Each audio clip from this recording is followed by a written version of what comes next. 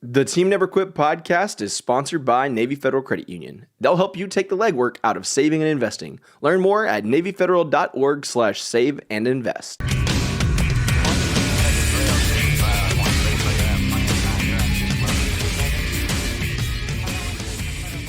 What's going on, guys? Welcome back to another episode of the Team Never Quit podcast. How's everyone doing today? We're good. I'm blessed and unstoppable, man. I'm having a great day. I'm trying to keep my Christmas spirit, like we talked about. Yes, for the year. that's all right. What was it, a couple years year. ago, That's I lost right. it 2 days, but I still got it going. Today's been a good day. It is. It's raining. Yeah, that's right. I'm a little sleepy because of that. Well, I think you're supposed to have those days. Okay. I mean, because normally human beings at the rate right now, we don't slow down. Right. So, but if Mother Nature throws some atmosphere on you that like naturally calms, you can't even, and we'll power through it. For God's sakes, we've invented energy drinks. That's right. That guy for Red Bull. And Yeah, you know, that's where that comes out of, anyways, isn't it? That's right. Like all those nitro boys, it's because they had to grow up in that. It's not foul weather either, because I love rainy days. Yeah, but same. I mean, it is tough to get up and get moving. It's almost like and it's cold. It's cold. It's cold too. So now look, cold. I'm from the Northeast, so like it's now a balmy 22 degrees outside, which is warm for the day, right? It's going down to 9 later on in the week, so Oh, I feel you. I can Brutal. appreciate I that. understand, but there's no content. I get it. I know it. These are this is what arguments are supposed to be about, right? It's not Yeah. trying to kill each other and the hate and everything. This is a real argument right here. You don't know what cold is know down cold there. is. And I'm like, oh, whatever. well, it's Yeah. 48 degrees right now. I've got it pulled up on my phone, and I'm freezing. But it's a Like, cold my 48 bones- degrees, though. My bones are cold. Yeah, a cold 48 will kill you, right? It makes life miserable. We've all Yeah. been cold and wet, and it makes the day go long. I heard- and the nights longer. There was Yeah. a described one time. It's Idris Elba. I'm saying his name terribly wrong. Yeah, it's okay. You know what I'm talking Yeah, about? yeah. The actor. And he's like, hey, man, the weather and the temperature, like the weather, you can relate. It's kind of like in the 60s, everybody's happy. Like the perfect temperature is 98.6 degrees is the inside of your body. So 68.9 degrees is perfect temperature, Mm, right? interesting. And you know that? No? Damn, son. Damn, son. Teach All me right, yeah. something new. So the ebb When and you go to flow off school. of that Yeah. is how it's like. If you notice when you get a fever, your body spikes up to over 100. That's like the outside temperature. If it picks you up, it's just like a heater. That's why in the summertime things aren't really sick That's because right. it burns it off. Mother Nature, she ebbs and flows her cold cycles and her hot cycles. Well, we're stuck in the middle of that like a piece of iron, right? And then every time it shifts, it kind of brings something else out of you and makes something new.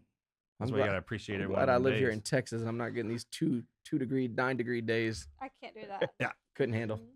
I lived in That's why- Nashville and that was cold. What he enough. was saying, he goes, the thing about the 40s, like the 40 degrees, is like it's not cold enough to be freezing, but it's not warm enough to be all right. Yeah, it's enough to be miserable. Misery, right? It's like like the Enough to be 40s, and you're miserable. like, ugh. Why? 40. Well, Why? I'm at yeah, 46 cold right days up now, and here- it's brutal. on these cold days up here, I go outside and I think about, because I live in the Hudson Valley, so I'm west to West Point. I'm kind of in lots of colonial history around here, and I think to myself, dude, 1773, it's January, right? And you're in your log cabin. Not only are you fighting the Brits, right? You have maybe some angry Native Americans around here, and you're also fighting the weather. And you go in your nice insulated log cabin and you live. No. You talk about how hard they were back then in this area. It's just impressive. Oh, so we were talking about that Yeah. yesterday. Our son is learning about the 13 colonies in history right now. He actually has a huge test today. So Awesome. we were all weekend we were studying the history of the 13 colonies, especially in the New England area. And golly, I mean, what they did back then Well, was crazy. It's Yeah. shifted now, but I remember back in the day, like I would make fun of myself for wearing these warm clothes. Not only for wearing warm clothes, but because Yes, of how you they would. look. Remember that? And then the ones who brought us up, they were like, "What? Why is he wearing that?" Because it would make you soft. Outside would make you tough. That was a real thing. So you It go was. that far back to not only were people trying to kill you or your own people, then there's animals trying to kill you, and then Yep. and the weather steps in to whip your ass. You want to talk about some hard people back then? I just you can't. Well, that's why you can't relate. You're not supposed to do that. You're not supposed to be able to like, oh, we got it tougher than no, because back in the day Right. it They was make just, it better. Yeah. that's right. I would have had you kill me a bear, and I would have made an outfit basically like I a would have killed you a onesie. bear, babe.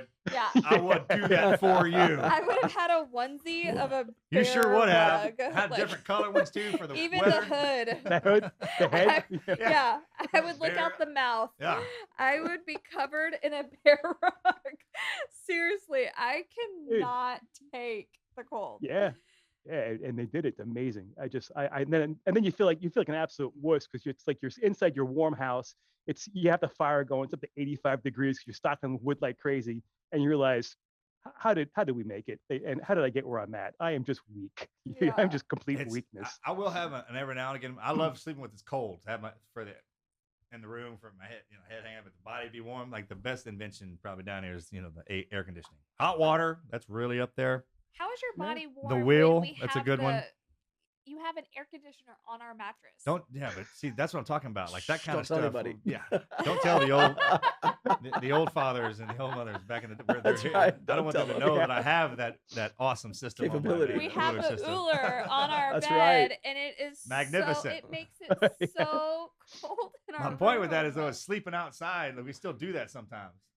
Yes, It's funny. yes, we do. I heard some of my buddies that were married and we were in the teams. They come home and get in arguments with their wives. Like, well, you just been outside camping for the last 2 weeks. You're like, camping? Do you understand what we have to go through out there? But if you have all the amenities, sleeping outside and those barrels, and that kind of stuff, it's pleasant. The It's minute enjoyable. you got to go to the restroom out there, or you got to try and cook something or start a fire, that's when people start getting unhappy. Yeah. And it goes to show back then, man, they were tough. I was thinking about that the other day because we lived in the RV, and anytime I had to use a restroom, I had to Kara wouldn't let me go in the camper, so I had to leave the camper. And when it was cold, man, I had to walk all the way to the bathroom. Get your ass outside. I was like, this is the worst, man. Yeah. It's the No, little camping's things. great if you don't have to pull security. If you're not doing 10, Um, 15 miles a day, if people are trying to hunt you down. Camping's great. Oh man. Yeah, I like camping in 75 degrees. Yeah, Yeah. You like glamping? What's Yeah. it called? Glamping? That's Camping. Yeah. I've never heard that. Is Yeah, that, it's is that that's a what it's thing? called. It's called How have you glamping. not heard of that? That's like a term that's It's a real been term. All right, surprise. There we go. All right, let it out. No, I made it That's up. I something made it up right here. Thank you. I was going to give it to you. Yeah. Like, I want to take credit for inventing the first underwater photobomb. Well, you should do it.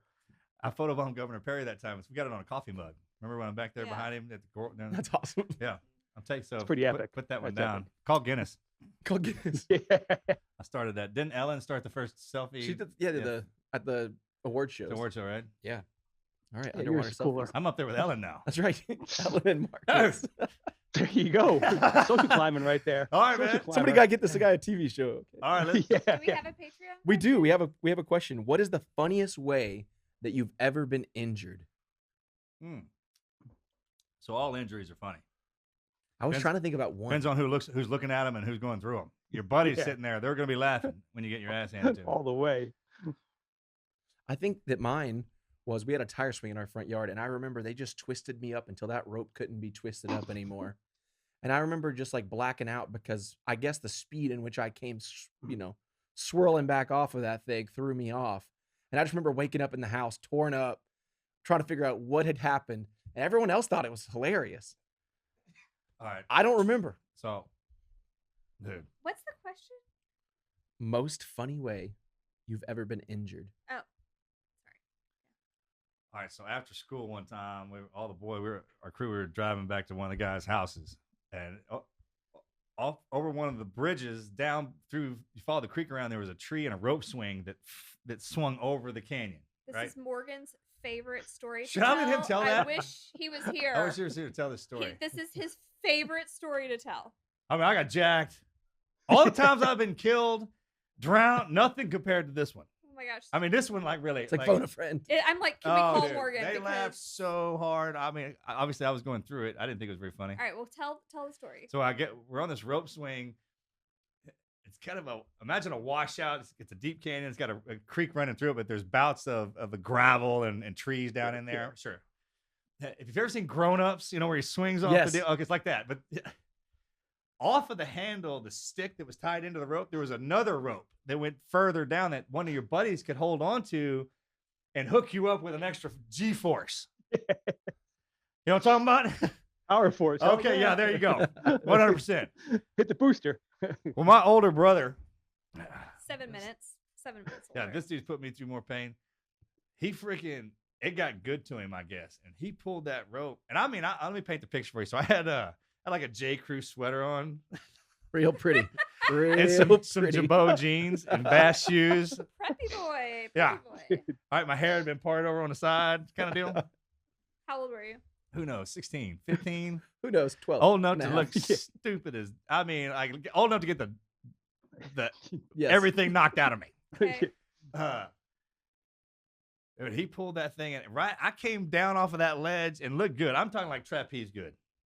At least I think I did, man. And right at the apex of it, he pulled that thing, and that handle came out. Yeah, came out of my hands, and I did a half gainer. And as I was coming down, I stopped rotating, man, and I hit the rocks. But like in that spring part of your neck, where your neck and your shoulder meet, where that flex is right there. You see that? See how I do that? And then C3 imagine where it yeah, can break. right, yeah. Imagine a reverse scorpion, right? So I came down, and when my freaking crank hit me in the face, dude, I had that. I mean, like, just, and I didn't even. I mean, I like down into the sand and gravel, into the water, and I got up. Remember RoboCop when that dude comes out of that tin of freaking toxic waste? That's kind of what I look like. I was walking like that, dude. So you went from looking like Wile E. Coyote Bro. with the imprint on the ground to coming out like RoboCop. Yeah, I'm talking about from Beverly Hills 90210 to freaking, and all my buddies are sitting there, and it's the funniest thing, man. They laughed, so no one would give a damn, dude. I was just laying down there, kind of. Of course it is. And oh man, it was good stuff. Yeah, that was funny. I got busted up on that one. How about you? The rope swings are dangerous down there. So like I was working in a warehouse, and so one day we decided it was a gun shop, and we had to move this like 2,000-pound safe. So for some reason, I thought it was a good idea. We had to move it onto a truck, that we'll just lower it down slowly on its back, and then we'll push it into the truck. So of course, I volunteered to be on the lower it down slowly part. Now I don't know what I was thinking, that I could like bench press 2,000 pounds. I just got out of the Army, so I'm like, yeah, I can do this. That's no why. problem. We'll just slowly come it down, slowly bring it down. It'll be fine. Dude, this thing fell like a tree, and boom, I got out of the way. Most of me got out of the way, but my foot disappeared. It split my foot. It cut me off right in my foot, and I'm sitting there for like a half second. My foot has disappeared under the safe. My buddies are laughing because they think it's hilarious. Because again, it looks like Wile E. Coyote Right. had just dropped an anvil on himself, and then I start screaming like a 2-year-old kid because half my foot is crushed under 2,000 pounds. Oh. So, but it was just hilarious because they afterwards, like, what were you thinking, man? Like, you were literally putting 2,000 pounds on your body, thinking you can hold it. I'm like, I'd do it again. I do it again, man. Like, hey, It's a great story. pull my card. How long did it take to get that off? Dude, well, the 3 guys were there. They I was screaming so hard. I'm like, you better expletive. But it took about maybe 10 seconds. They were big, strong guys. Well, a lot stronger than me, apparently. So they got it off, and then, the foot swelled up. It was fine. It happens. Oh my gosh. That's awful. That's wild. Melanie, do you have anything? I have one thing. So Leslie and my dad and I and my dad's girlfriend, we went to Niagara Falls. This is great. Nice. I don't care where you go with it from here. Yes, It's we fine. went to Niagara Falls, and we went to the Zach Brown band concert. But the day after, we wanted to go see got on the boat and did the whole waterfall thing. And we were getting off, and I had popcorn in each. I don't know why, but I had popcorn. I'm holding it. I'm holding all the stuff. So I've got my arms full of popcorn and loose change because I had to pay in cash for the popcorn. I've got drinks, and I'm walking across the street, and Leslie and my dad and his girlfriend are on the other side of the street, and all these tour buses come and park right in front. And I've got to walk across the street around the bus to get to them. And when I'm walking, my foot goes straight into a pothole. And it twists, and I fall knees first and then like chin first on the street in front of all the tour buses. And popcorn that. And all the popcorn, loose change, drinks, everything just fly everywhere. And all I'm thinking is like, did I break my knees? It hurt so bad. My knees hurt so bad. And everything, I'm embarrassed, obviously. I'm humiliated. And everyone was just laughing. They were just looking at me laughing. But Leslie and them couldn't see me because they were on the other side of the tour bus. Yeah. And I think one lady came and kind of helped me get up or whatever. And I walked over it, but nobody I knew saw it. But everybody in the tour bus was laughing at me. Yeah. So that was probably. That's all right. You'll never Yeah. see them again anyway. Yeah, That's never right. see him That's again. exactly. Never see All him good. again. But that was definitely an embarrassing moment. And Dude, people slipping. yeah. Oh yeah, just a good. I saw something on Instagram the other day. This old boy came walking out of a car. I mean, it looked legit. And he was freaking. He stepped on some ice. And Oh, that one. You know It what just I'm talking about? Did you goes see forever. that? We need to find that dude because that guy would never. He didn't give it up. He was on ice for like 2 minutes Oh, straight, dude. and then Just, it got good to him, man. he finally went down. That's a Awesome. great video. Yeah. Well, great question from you guys. Hey, we've got a great guest in store, guys. We've got someone who was recommended by Commander Dave Sears, who's been a guest on our podcast back in the day. And I can't wait for this. Tommy O'Hare was an Army infantryman, a National Guard, and then spent 22 years as a New York police officer, kind of in the hood. Tommy, welcome to the show, man. Thanks, guys. It's a real pleasure, real honor. Like I said, when Dave Sears, kind of told me I'd be on this, the first question I told my friends, the first thing they said, because they like to break my chops, is, "What, does everybody else have COVID? Is that why they're reaching out to you?" so I'm like, but that's the way it is. messed You up. got friends that they break your chops and they love you. Why? What's the matter? What happened? Yeah, exactly. Did the A team give up? But yeah, Dave's a great guy. I work a lot with him, and again, I do appreciate this. I appreciate what you do as well with the podcast and who you reach out to. Oh well, man. Great Everybody on the team, it's just it's set up just like that. So don't sell yourself short, man. Those our undercover operatives out in the field, we got a file on you. Yeah. Yeah, It's only a matter of time before you made your way in here. Right. Dave's good like that. Give us a little background about who you are.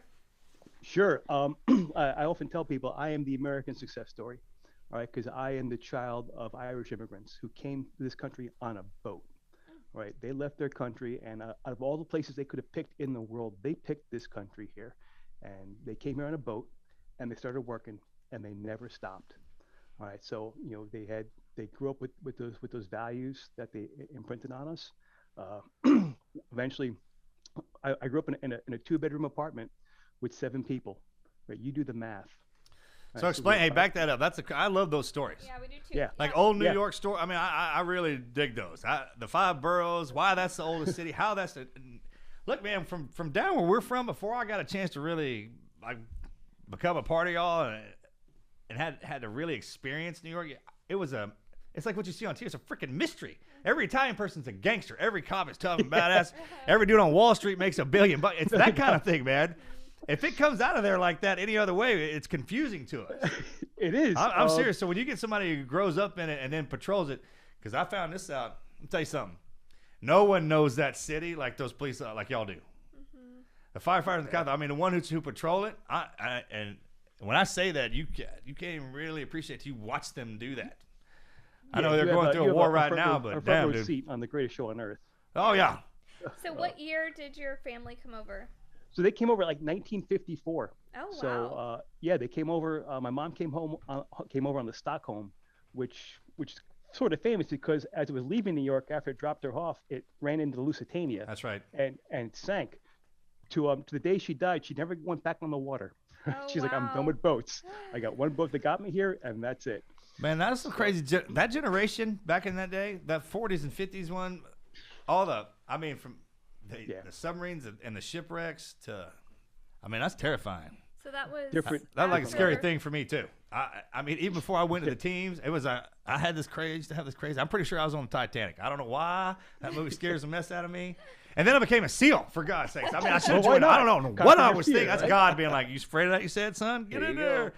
But dude, and then Yeah. So did they come in on Ellis Island? Did they come in through Ellis Island? No, Ellis Island was closed, but she often tells a story of, so she was at the very bottom stewardship, bottom bunk, cheapest boat over, and her roommate woke her up the morning that they sailed into New York Harbor, and she's like, "Come on, Mary, come upstairs, we're here," and she tells that story of sailing into New York Harbor, and seeing the Statue of Liberty, knowing that, and she was maybe I think 17 at the time, 17 years old, Oh, left her wow. family, who she thought she'd never see again, because back then you didn't go back home. Right. Like you left, it was called an American wake for a reason. They actually gave you a wake because they thought they'd never see you again. Well, Oh, wow. So she sailed into New York Harbor as a young girl of 17, 18 years old with the whole life ahead of her.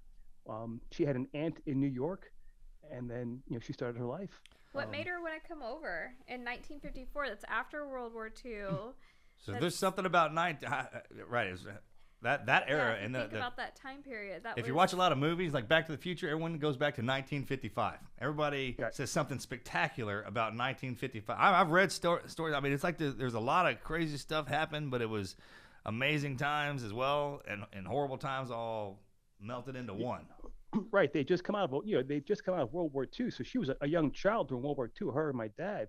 My dad used to sell soda bread to the American soldiers who were training in Northern Ireland before they went on a D-Day. Right. So he would go down and they'd trade chocolate and whatnot. But she remembers her father smuggling butter and flour across the border because there was nothing to eat. Yeah. Right. Absolutely. And she remembers German planes flying overhead because they would attack from Ireland because they were trying to avoid English radar. So these are the stories that she would, say it like it was nothing to us. And you're sitting there just captivated because here's living history.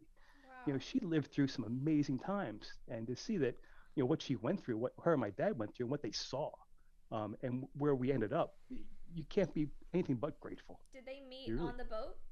No, they met every Sunday. The Catholic churches in Ireland, which were mostly filled with Irish, would have dances on Saturday nights, and all my father could do was waltz.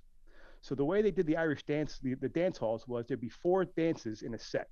There'd be like an American jitterbug. It'd be 3 like classic American dances, current ones, and then a waltz. So every time my father tried to approach my mother for the waltz, some other guy would take her on the dance floor because she was really pretty. She was a stunner. So after the last waltz, he went up to her, grabbed her hand, and said, "You're staying with me until the next waltz." And that's how they met. Oh. That's where shillelaghs so- come from, right? That's it. He grabbed her right away, and the next day she went on a date with another guy. Like but they eventually met, and then but yeah, I mean, it was hard times growing up. It wasn't, it was the 70s in the New York, New Jersey area was tough, and we lived in a 2-bedroom apartment, so we had 5 kids. So you do the math, all right? We had 3 kids, 3 girls in one room, me and my brother in another room. My parents' bedroom was a pull-out couch. Oh, wow. That was her bedroom, was the living room. And we thought that was normal because they made it normal. They wouldn't let us think we were poor. They never would let us think we were poor, even though I know what food stamps are. I know what government cheese is. But they didn't have a poor mentality. They're like, no, you're in this country. You're going to a Catholic school. Oh, yeah, that's you're getting different. Education. That's a And- huge difference in that. Huge. You can be poor, but not have poor values. We were rich in values. Oh man, well, you get these billionaires nowadays, and I'm not talking about I'm talking about above the millionaires. Like the billionaires, they like log cabins out in the country where it's just kind of simple. Right. Yeah. I mean, Because we were joking about this. You'd be surprised when you drive out there and you see sitting around on a porch and what you think is common's really not. right. Yeah. And it's Yeah, amazing. like- What It's part of not. New York what did you grow up in? So my mother lived in Manhattan for a while, the Upper West Side of Manhattan, Washington Heights, which used to be a very big Irish section. And as you see, New York really is an immigrant. It's a great microcosm of an immigrant city, because the new wave comes in and the next wave moves out.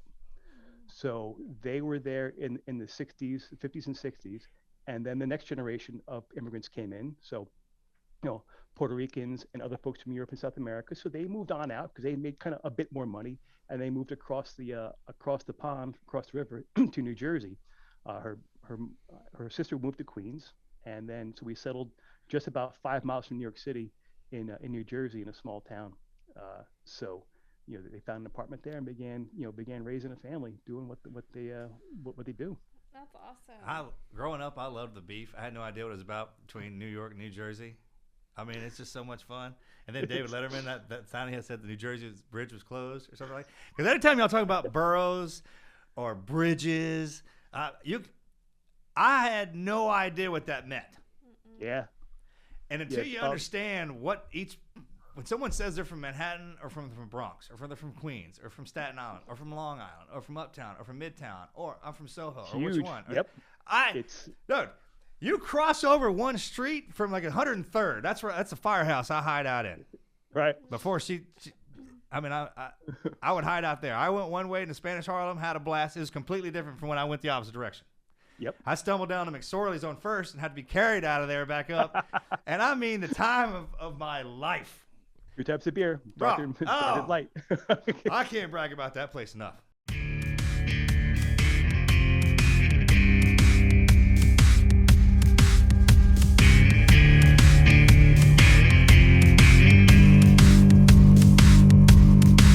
Let's take a second to thank our friends over at Athletic Greens. They have a product that I've been using almost every single day since they started supporting the show. I was wanting to take AG1 because I was having some issues with gut health. I was having a hard time keeping up with the pills, the vitamins, the supplements, and not knowing exactly which one was doing what, and it's just a hassle. And so I wanted to see what the hype was all about, and I've now been using it for over a year. I love it. It doesn't taste like it's super healthy. It kind of has a mild, tropical taste that you kind of look forward to. I've told you guys before, but if this is your first time listening, I mix it with my protein shake most mornings because with 1 scoop of Athletic Greens, you're absorbing 75 high-quality vitamins, minerals, whole food source superfoods, probiotics, and adaptogens, which are all going to help you start your day right. And their special blend of ingredients will support your gut health, your nervous system, your immune system, your energy, recovery, focus, aging, seriously, all the things. I like the fact that it's super easy to add to the routine. It's going to help you with energy. It's simple to add. And I think most people take some kind of multivitamin, but it's important to choose one with high-quality ingredients that your body is actually going to absorb. It is a small micro habit with big benefits. It's the one thing you can do every single day to take great care of yourself. And they're a great company too. They're doing some amazing things in the community. For every purchase, they donate to organizations helping to get nutritious food to kids in need, including No Kid Hungry here in the US. And in 2020, they donated over 1.2 million meals to kids. That is a company that you want to stand behind. Right now, it's time to reclaim your health and arm your immune system with convenient daily nutrition, especially heading into the flu and cold season. It's just 1 scoop and a cup of water every day. That's it. No need for a million different pills and supplements to look out for your health. And to make it easy, Athletic Greens is even going to hook you up with a free 1-year supply of immune-supporting vitamin D and 5 free travel packs with your first purchase. All you need to do is visit athleticgreens.com/TNQ. Again,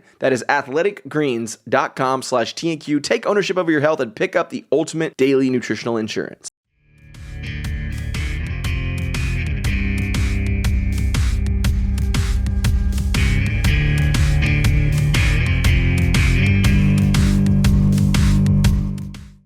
Anyways, it's I didn't think about it until you said it like that, but when you rotate in here, it's almost as if you rotate into New York, the jungle, right? And it kind of prepares you of what it's like to be an American.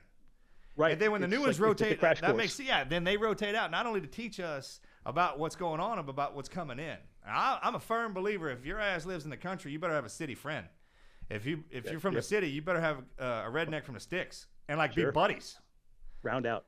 Well-rounded. That used to be a term, well-rounded. And what that means is you got some buddies that that most friends wouldn't think you would have. Right. And both those skills come into play. You and that's why I live in the country now. And I grew up in the suburb and worked a lot in the city, and all those experiences and all the people you meet there, they help round you out, and you can appreciate exactly where they come from. Sure. And then seeing the metamorphosis of this city. Because when I was growing up, all the bodegas, all the grocery shops, they're called bodegas, were owned by Puerto Ricans. They came in, they worked hard, they started a small business, and that was their business. Well, the American dream. They made their money. They sent their kids to school. Right? The kids weren't going to go run the bodega. The kids were going to run businesses. They're going to be bankers and lawyers. Right. So when they moved on, the next immigrant wave came in and took over the bodegas. Right now, they're mostly run by Yemenis, Iraqi, Kurdish, in the Bronx and Brooklyn. So you can see it. It's the American dream over and over. Yeah, it keeps again. rotating. And it's actually, and when it comes to the police officers up there, you actually live in a city full of cops. Yeah. And not the other way around. You know what I'm talking about? I mean, it's kind of what jungle you want to live in. Up there, y'all put the animals in cages and live, and they stack up the people like anthill mounds. Out here, the animals still live in the forest.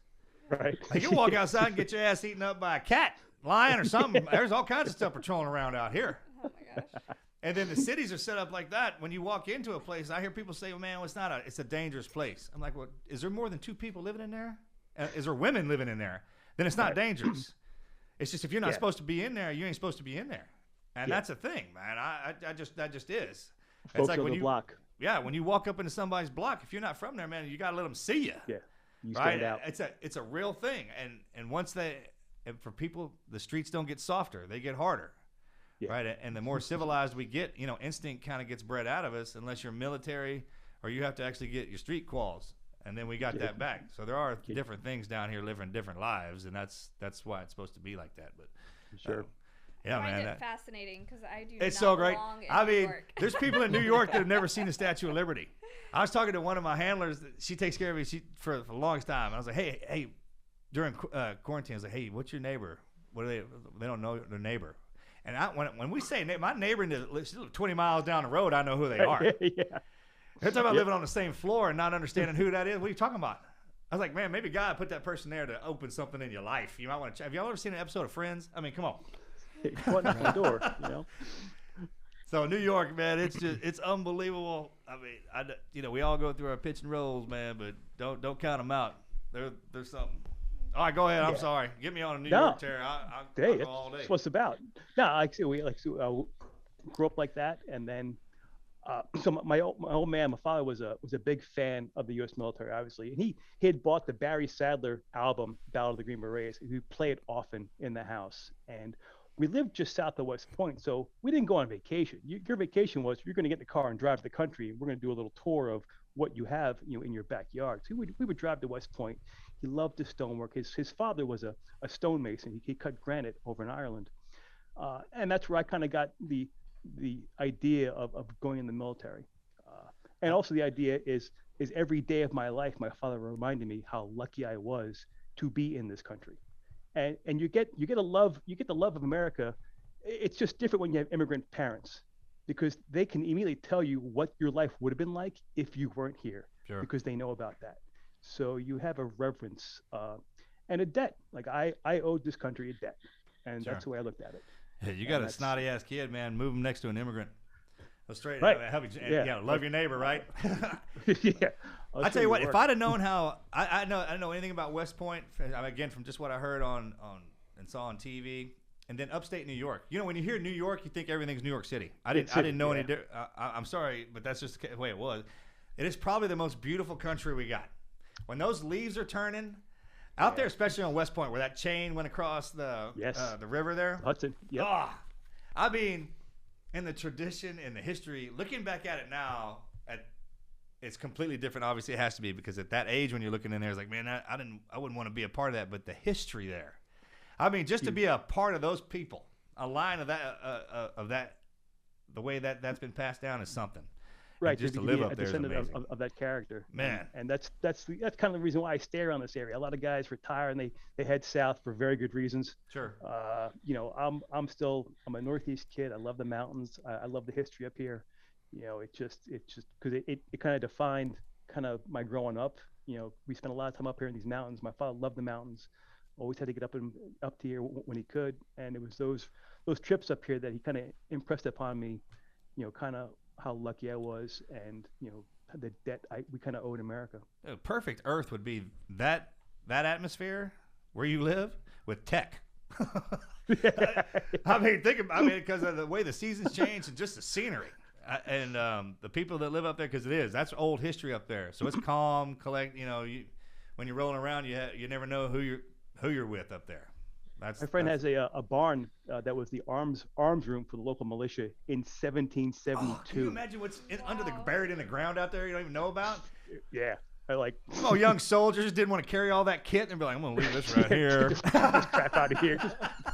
I know, because, I've done that. Well, I've done it. I've dumped useless kit in the garbage. Yeah. Don't need this. Yeah, right. Like, Dad, I never use this damn thing. I know it's cool. Sure. That's a thing, for real. That's funny. Did you sign up right out of high school? I did. My goal was to go to West Point. The goal was to become an officer. I wanted to be a lieutenant in the infantry in the Army. Wasn't smart enough for West Point. Got turned down from there. No worries. I went to ROTC in college, and then my dad took ill. Got cancer, and he passed away when I was 19. So that was kind of a tremendous kind of shock to the system. And at that point, I walked in. They were going to offer me an early commission, and I walked in. I turned it down. I said, "No, I'm going to go active full time. I need to kind of get out of here. I couldn't see going back to college and being that normal college kid after seeing what my family went through, what my mom went through. Like, I had to get out, Yeah. And go be a man somewhere, because your father is the one that kind of listed you off as being a man, and I didn't have him now. So I had to go find out to be a man somewhere else. So, Sure. Of course, That's the the thing, industry man. is always looking for that. I call them pillars. We don't really, guys don't really talk about this kind of stuff, but I mean, it's as we go out and look around. I mean, there's other guys you run into that teach you something. That's a thing. Kind of like finding that pack. Everyone's looking back on it now too. Now that I have kids, like you see I remember there was kind of a aura around like the military kids. They went in the military, but they were a certain type, and then you had the cowboy and everything. But I mean, nowadays our genre, you've got everything in there, and the wars did that. That's what happened. Yep. So like when we signed up, it wasn't like the conventional stuff. I mean, we had everybody in there. Yeah. Your best buddy be a billionaire from the city, and then you got some crazy redneck from Arkansas that Right. they don't even let out. And I mean, you don't want to be away from them guys at all. Break in case of war. Well, that's right.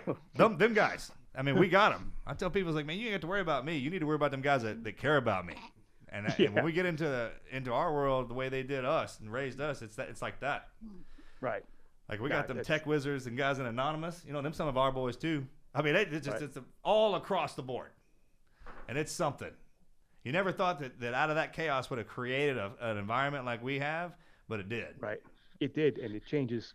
Environments are always changing, just like New York City, right? Yeah, It's always evolving, always changing. You never know what the future is going to hold, but it's going to change, and you better catch up with it, or you better adapt to it, or else you're going to be left behind. Yeah.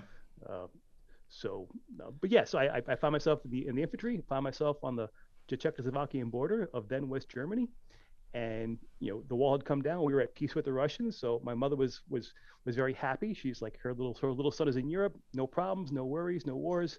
And then a month later, Saddam invades Kuwait. Oh, no. So off we go to the desert. I remember when that happened. First Armored Division. Yeah, 1990. Yeah. I watched it on TV. Yeah, I was in high school, but you're a storm. Yeah, there's a storm. Yep. Yeah, the storms and the shields are completely they're different. Actually, you got some mixes too, because you got some storm shield guys that rolled into the GWATs. It's a crazy dynamic in our time frame, because you can have grandfathers and grandsons in the same same unit. That can talk scrap. Yeah.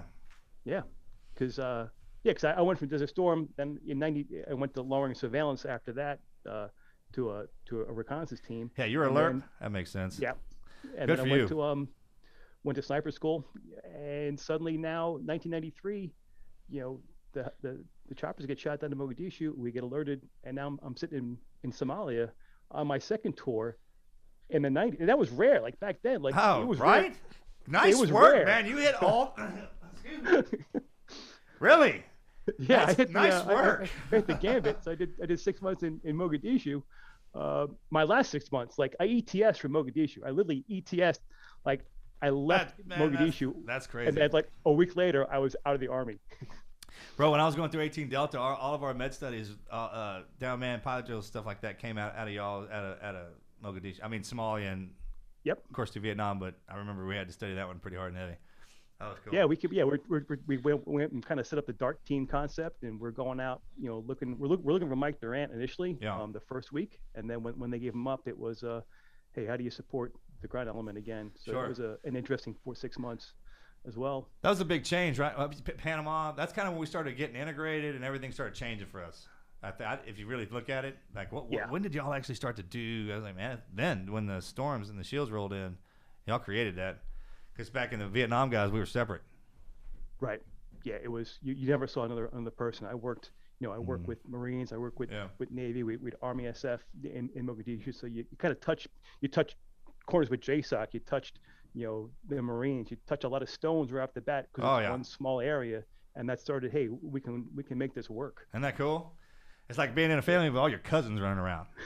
Because our skins are different. Yeah, your uniforms are different. Like different colors, and you got and the tactics are the same, but they're different, right? They're dissimilar. Is that the word we would use? Dissimilar. Yeah, good enough. Is that a word? Well, it was for us. We would word come now. up with the most. I was like, "What is that? I don't know. Let's make something up. It's similar. That's Make a cool. name up. Yeah, same That but, works. but different. Oh, yeah, New dictionary word. it was cool, man. Because then the lateral training, we would train together. So then that's where you would make buddies because it was on Liberty too. Because when we're training, Yeah. we also get off, and then when they throw us into fights, you'd walk up somewhere. I'm talking about out in the middle of nowhere. Go to nowhere and take a left like where we live, and then keep going like that kind of nowhere, and then you run into a buddy, and then that's when it got fun. Like, Yeah, it gets wait a crazy. minute, you have tanks? I'm like, yeah. Yeah, we got tanks. This is great. We could use tanks. Yeah, we got everything. Yeah, but ATS, and I'm thinking I'm never going to. I was never getting back in the military again. Did my 4 years, got my 2 combat tours done. I am done. I'm going to be a cop in New York City, and that's going to be it. It's set for life. And then a year later, I find myself, back in the National Guard because there's a unit in Rhode Island, the 173rd Lowering Surveillance Detachment. They're on jump status. I'm like, yeah, I like to jump out of planes. I can do this part time. This is not that bad. So, I joined the Guard again, and then started being a rookie in the NYPD. That's awesome. So what Yeah, year it was was- that you joined the NYPD? Pardon, ma'am? What year did you join the police department? 1997. So I was one of the bigger class. We had a class of about 2,500 guys and girls, and I graduated October of '97 and find myself on the streets of probably, and I asked for this. It was the absolute worst precinct at the time. So Yeah, 75 what's up? precinct. Start hard.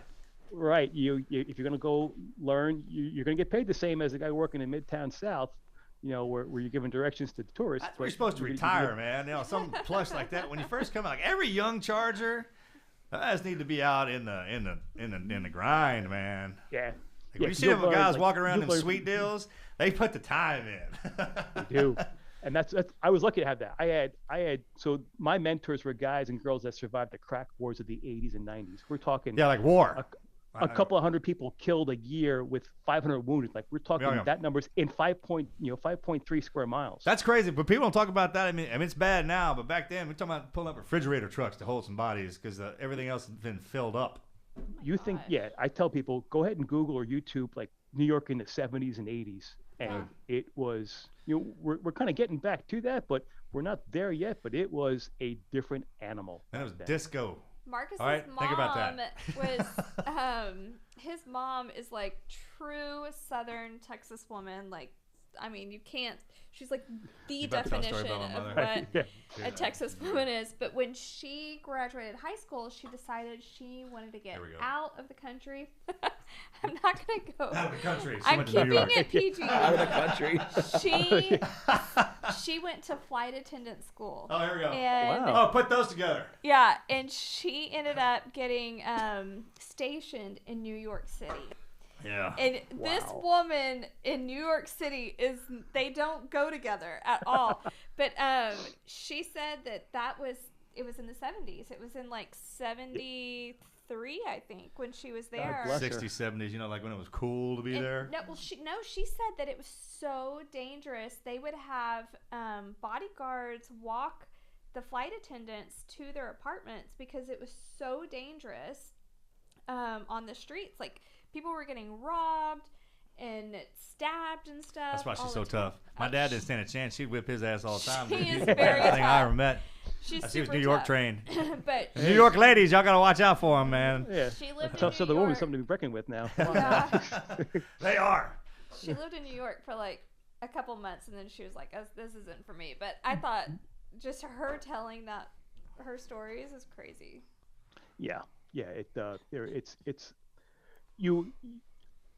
No one ever calls a police officer when they're having a good day. All right. So when you get a promotion, when you have a good day out in the field, when your crops are up, when your kid gets an A on a test, you don't call the police department and say, "Hey, come on over. This is a great day."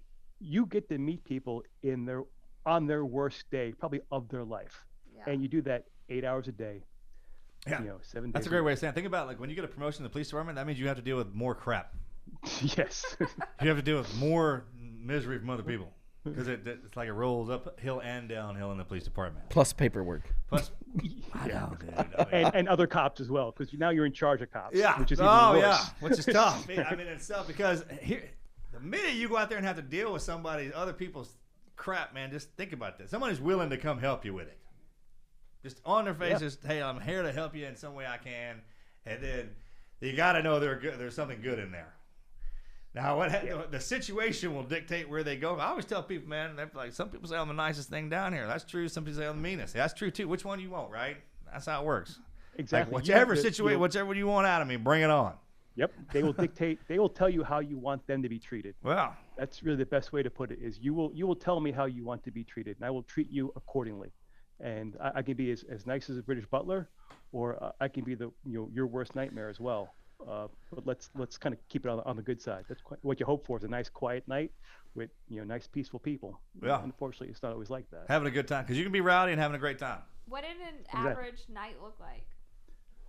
Average night in New York City, and in the 7.5 or the 4.4, you'd start your tour. You might hear gunshots in the distance as you're waiting for you to get your car. When you go outside the police station, you'll hear gunshots in the distance at times, and the queue on the 911 calls will probably be 6 or 7 or 10 deep just in your sector alone.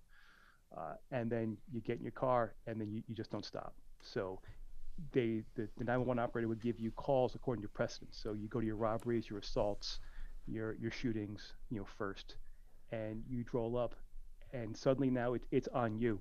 Like you are the master of chaos. There's no one else, telling you what to do. You're there with your partner, and you have to handle this complex situation that you're dealing across cultural lines and throwing in the that's the biggest thing.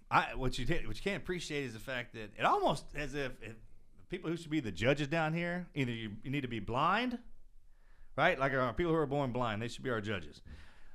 Or you have to be a police officer for a long time, because not only you have to speak different languages and understand different slangs and cultures inside that language. That's the thing.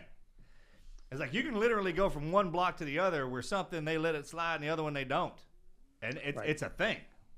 Or how to treat you treat everyone the same with respect, but you have to kind of look for the cues. Correct. Right. Because some people get upset when they're like profanity. Like there's some people that every other word they use, and I mean motivational speakers. Yeah. Every other word they use is a mother this or that and the other, and there's some people that they can't handle that. The minute you say they'll get scared. It's like a bark. Right. And it's probably because they got brought up when someone used that on them, it was for discipline. But then there's some people who use that just for slang. And if you don't understand that whole point, it's like sending a 19 to 20-year-old to deal with some 40-year-old or late 30-year-olds in a problem. Right. It's like age is rank. It's like, hey. Age, right. It's like dealing like with the local Shura in Afghanistan. Like if you're the fresh-faced kid without a beard, you're not getting that respect. Oh, so that's huge over there. That's right. All that is over there. That's why they grow those damn beards. Right.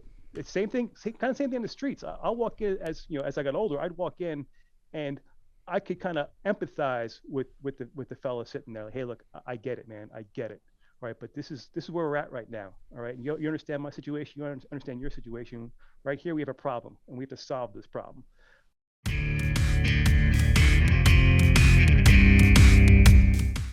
All right, guys, we have to take a second to shout out our supporters over at Squarespace. If you've never heard of Squarespace, it is this really cool piece of software that allows you to create a beautiful website, engage with your audience, your customers, sell anything, your products, content you create, and even your time. So if you're a barber or a hairstylist or a tattoo artist or a graphic designer, or if you're a nonprofit, it doesn't matter. If you're a business owner, entrepreneur of any sort, Squarespace is the tool for you. I own a marketing agency. I'm a business owner. I build a lot of websites. And anytime someone comes to me and says, hey, what is a great platform to build my own website, to manage my marketing, all in one place, I always recommend Squarespace. And I want to tell you guys about my favorite tools, some of the ones that you might have never heard about. They've got built-in email campaigns, which means you can collect your new email subscribers. You can convert them into customers. You can use their email templates and customize it to your logo and your brand so that you can actually send out emails to get more customers.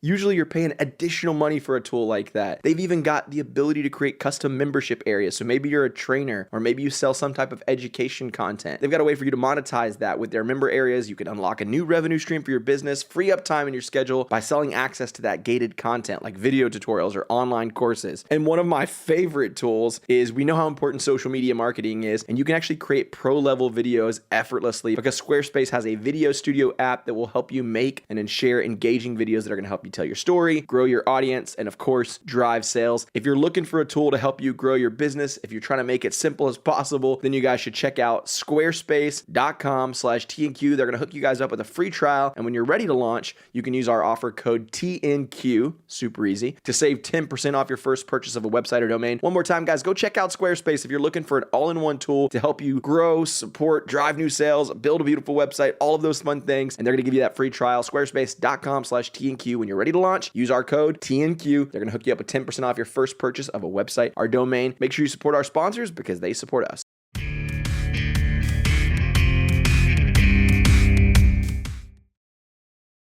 Because the guys that taught me to talk someone into handcuffs. You can go out and you could fight everyone you want every night if you're looking for a fight, and your career will be short and you'll be hurt a lot. Sure. The idea is to talk to people, get them off the ledge, and have them cuff themselves. Right? How smooth? Right? Better Yes. for everybody. It's like that Wolf of Wall Street. Sell me this pen. Hey man, let's see if you can talk this. I bet you, see if you can talk this sucker into putting them on. I hit him from that angle. Oh yeah, and that comes with rank too. Age is rank. Because when we come in, they have us so fired up. When we come out of our training facilities into there, it's like, I don't remember being taught that part, but that comes with work and everything. Because you run into some lady, it's somebody's mom or somebody's sister, someone's brother, right. someone's. I mean, you get, and we all have those days. Everyone has most people have hard days all the time, right? Yep. We get that. That comes with that too. But yeah, you're right. The ability to roll into those situations. Like those guys with great sense of humors. Like it just disarm anybody. It doesn't matter what has been going down. You walk in there, and as soon as that sucker opens his mouth, everyone's like, oh, just calm, right? Right. I mean, there should be a test in school, like the class clowns or the people who are good at that. You're too bad. You're our cops. It's it. That's going it. in. Yeah, you're going in with the hardest dude we got, put him with the funniest bastard we got, and let them go do their deal and make everybody happy and want to go to jail. Yeah, because you lower the pressure. Yeah, you lower the pressure immediately. And all people want is be respected. If they know, even they know they're going to get arrested, they want to be treated with 100%. Respect. I'll cuff a guy, and after the fight's over, all right, the fight's over. But hey, you lost, I won. Let's move on with the game. Here is now you're getting booked, and we'll just do it nice and quietly, and I'll get you out as fast as I can. Yeah. So those the men and women that trained me, and God bless them, because they probably saved me more than once. And what those is skills? That's I'm sorry. That I had there played off in the military as well, because those same skills that I learned on the streets of Brooklyn and the Bronx paid dividends in Iraq, Afghanistan, and Syria. Yeah, that's that cadre that put us. I mean, because the storms put me through, and it's almost if they were so mean, but I knew they were doing it. They weren't going to kill me, and I knew that it was for a purpose. And if you got that little disclaimer going for you, you're good. Yeah. Right? Because that's the only way you can they had to teach us how to handle those hard situations when they came in on top of us. It's like, Right. Yeah, they can ratchet the pressure up so you can handle it when it does get to that level. Right. The idea is not to get to that level. Yes, 100%. That's why they take us there. I would tell people, I was like, man, our training is twice as hard as anything we've ever had to go into. And guys die more than just in the damn training. Yeah. And that's the thing with us. And that actually perpetuates our guys to, I mean, we won't back off the line, but we damn sure hold it.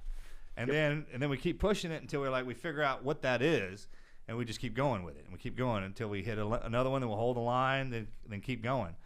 Yeah. And it's its own kind of fire. I remember when we were going through, what got us in was like, hey, man, this is the hardest thing. You're probably going to die. Ain't nobody going to like you. Like, sweet. That's what I need. What's that Marine the other day? He was like, he flipped this card on me and said, honor. I was like, oh, yes. Courage. And it's like, yes. Winner. I was like, that just calls to people. He said, I'll take them all. I'll take them all. That's what he said. He goes, I'll take every one of them. Collect them all. What? That is true. Were you in New York for 9/11? So I was actually off that day, thank God. So I worked midnights my entire career. So my entire career was spent on midnight patrol. So midnight patrol would end up right around 7:30 in the morning. We get off duty. It's graveyard, right? What? Yeah, working the they night. call it the graveyard. Some people pull that. I mean, night and days, right? Some people love working the day. Completely different worlds. Yeah, completely. Completely different worlds. Operate completely different. But when the towers got hit, we got a mass call out. And remember, this was back in 2001. Not everyone had a cell phone. The internet wasn't as big as it is now. So they wanted to get a head count of who was left, because at that point, first reports are never correct. So everyone responded back to their precinct. Now, luckily, I had I actually had gotten in an accident with my Jeep, so I had a rental car that looked like an Impala. It looked like a police car. So I flew into work. People were just parting the seas. I got right to work, and really it was a head count to see who was left. Yeah. Because we didn't know what was going to happen next, and we were on edge because at that point you didn't know what was going to happen, and people were scared, and the city was on edge. So they wanted all hands on deck just in case. Man, y'all did well. We talking about that. Y'all did great. New York. I'm y'all's biggest fan. If you ain't picked that up yet, man, because y'all did great. When we got punched in the face like that, we did, man. Y'all got. I mean, y'all are kind of our chin, dude. And it came down in there, like that. That destroyed it. Boom. And I was in by now. I was training up. And you want to talk about adding a freaking lighter fluid to a fire? Our generation, we were sitting there watching that go down. And it was like, come on. Yeah. And the way y'all took that, because coming out of there, everyone, I was saying something about when we were at church the other day. I was like, man, you want to know what it's like to be covered in sackcloth and ash? That's what happened to y'all. Yeah. That's what that is. Yeah. And I'm watching y'all come out of that, man, and your heads come up, and then those American flags come up, and y'all kept going. That's what perpetuated us. My favorite coin that I have and poster is that firefighter and cop handing that American flag down to us, the military guys, and like, we'll take it from here. All right? Yeah. Just hold the fort. We'll be right back. You know, that kind of mentality? I will tell you that got us through when we're down at on the ground zero digging through all that crap. A lot of my friends knew I was in the military, and they wanted to know, hey, what's going to happen? And I remember sitting down after we just spent 12 hours digging. I'm like, look, guys, don't worry, right? Because I know for a fact right now there are guys like you, like SOCOM, like JSOC that are going to go out there and get ours back. So we just have to hold it here, right? But don't worry, folks are going to get ours back. And to this day, every time I meet a member of the community, I thank them on behalf of the NYPD in New York City, because that's what got us through. That really what got us through. Oh, y'all sure did, man. How was the activity of the city beyond just that camaraderie that the people had from that day?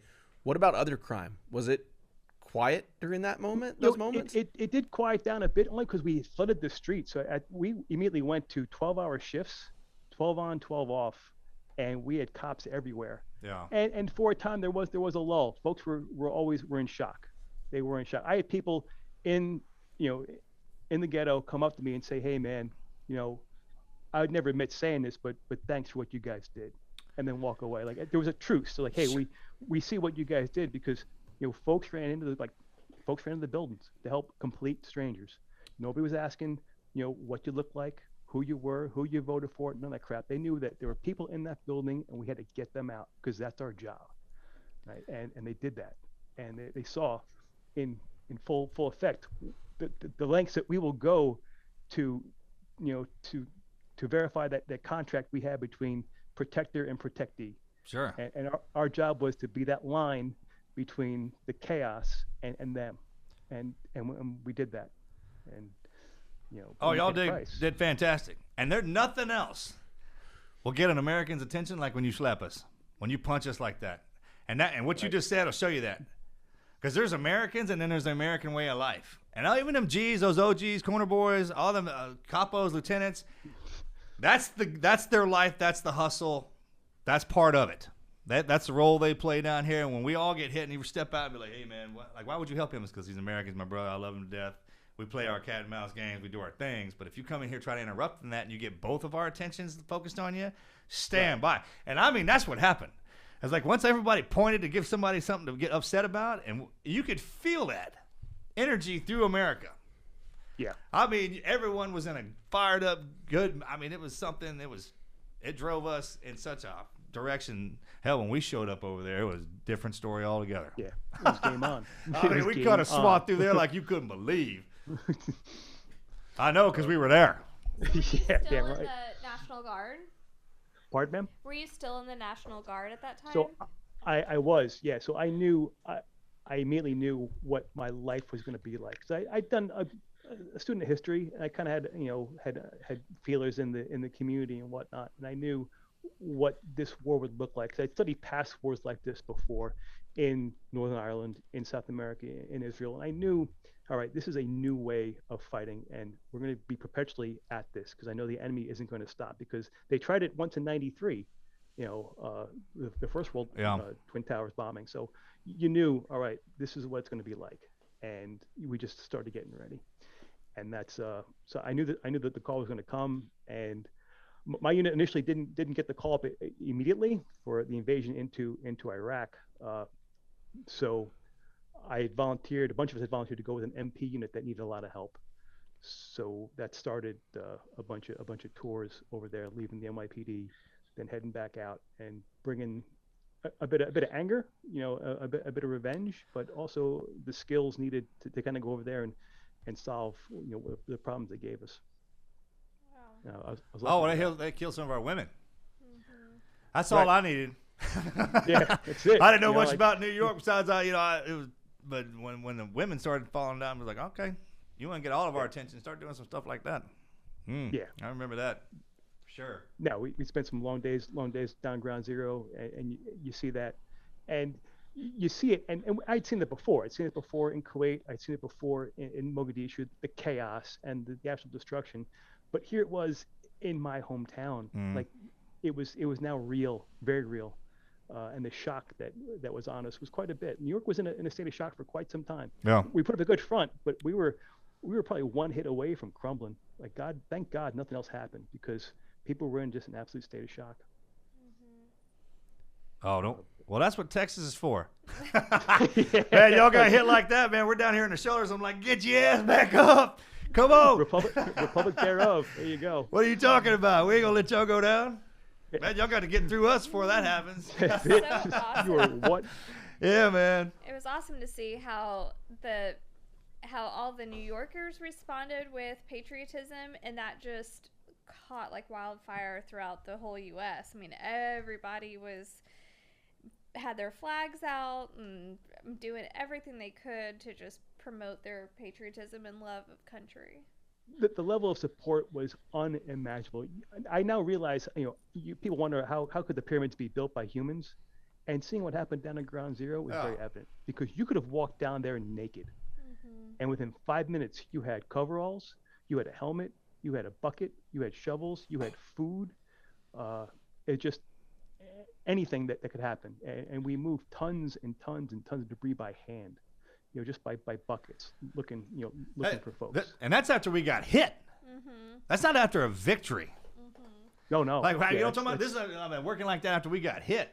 And the thing about it was like all the rest of us stayed back because we didn't know what was going on. If we all wanted, you talk about pyramid, ain't nothing to build if we all want to do it.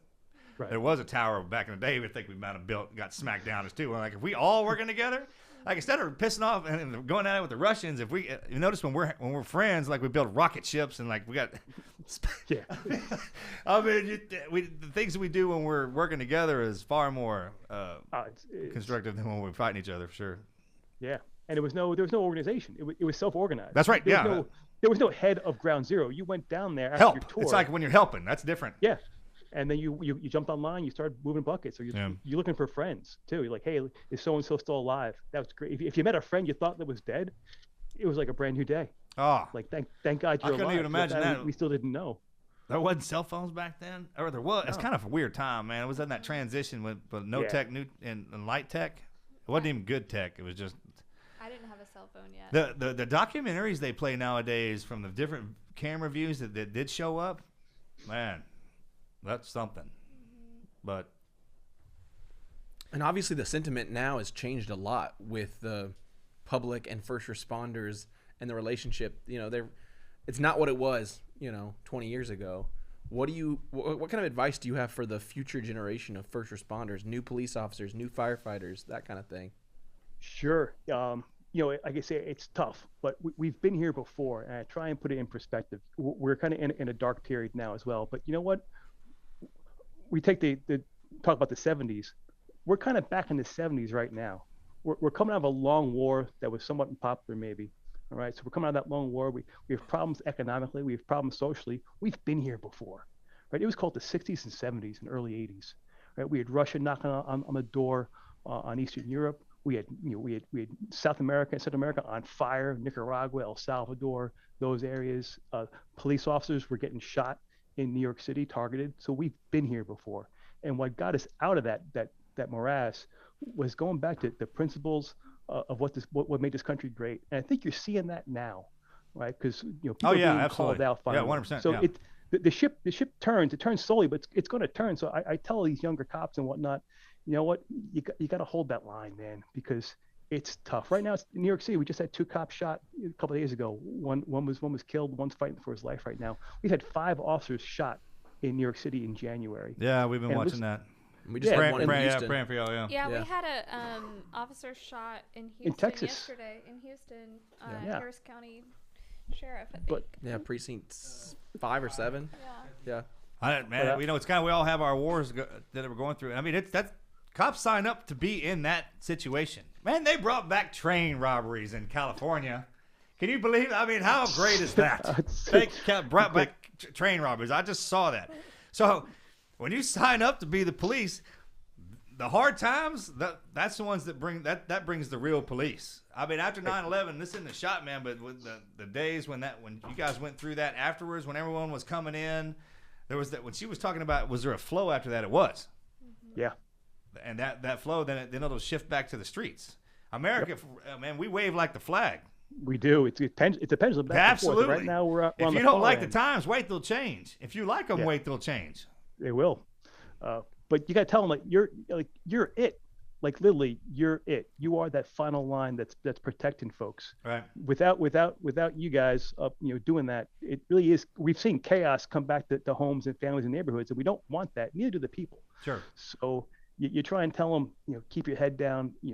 Hope's never a method or a strategy, but keep your head down, look after your partner, do the right thing, and times will change hopefully once. But you're that line, because without you, then the barbarians are at the gate and they come through the gate. Yeah. Yeah.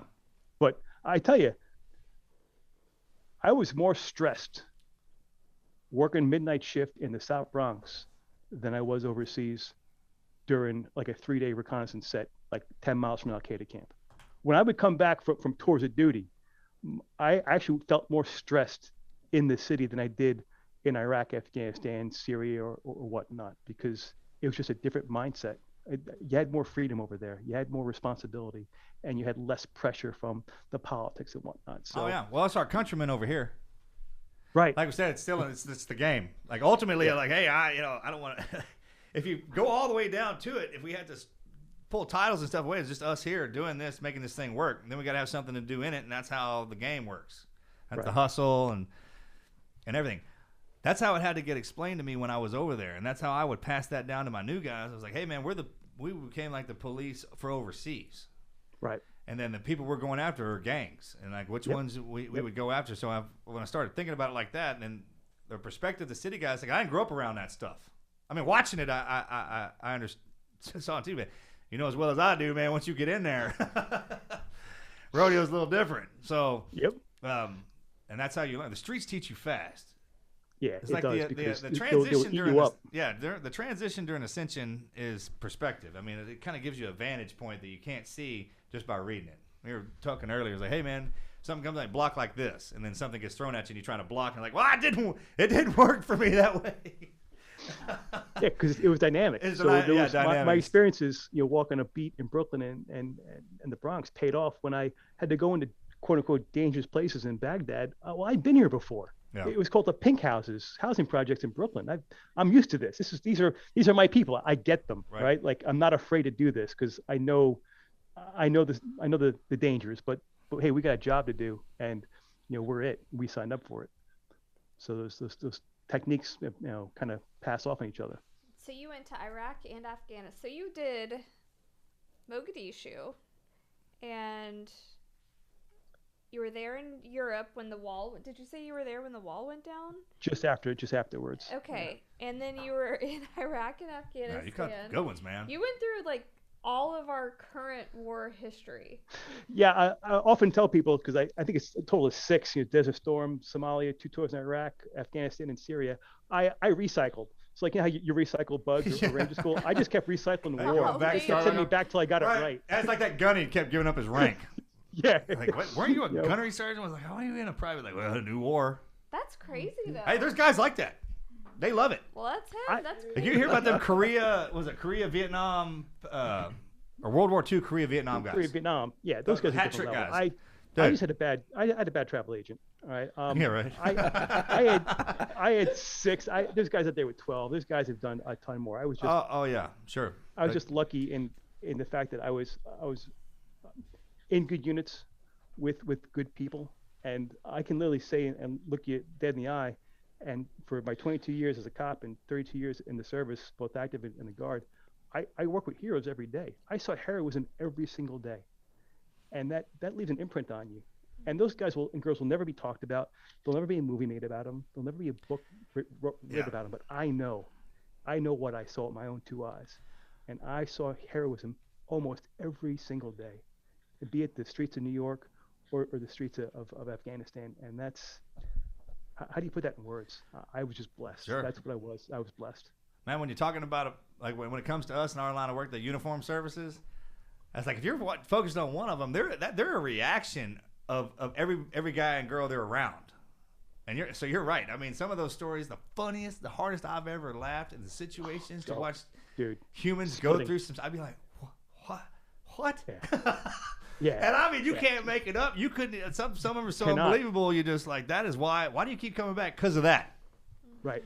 Yep. Because whatever that is, however that gift that we have to get in those situations to perpetuate that and the calamity and comedy that comes out of that, they're gonna make the boss himself laugh out loud, right? Is so worth it. I remember being trapped behind a wall in Mogadishu with my spotter Ron, and we're getting pinned down with machine gun fire, and we're cracking up because there's nowhere to go, and we're trying to hide behind like a 3-foot wall. We're kind of big guys, and we were just cracking up because what can you do but laugh? And so if you spend time like that with men and women like that, damn it, like it's almost like a drug. It is. Oh, it most certainly is a drug. 100%. Yeah, it's a drug.